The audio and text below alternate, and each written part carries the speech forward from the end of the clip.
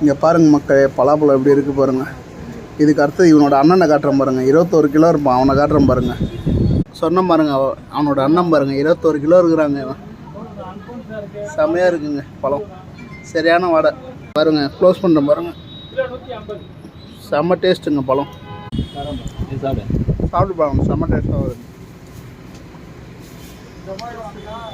செம்ம இனிப்புங்க, ஸ்வீட்டாக இருக்குங்க, சூப்பராக இருக்குது. மா பழ வாழை என் நண்பர் சொல்ல சொன்னார், சொல்லிட்டேங்க. இதுதான் மா, இதுதான் வாழை, இதுதான் பலாப்பழம். புரிஞ்சுதா என்ன சொன்னேன்ட்டு? ஒரு இடம் பட்டையை உள்ள முழுங்கிட்டேன்.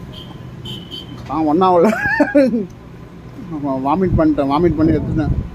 வந்துடுச்சு கொட்டை இங்கே போய் மாட்டிக்கிச்சுங்க. எடுத்துட்டேன், வந்துடுச்சு.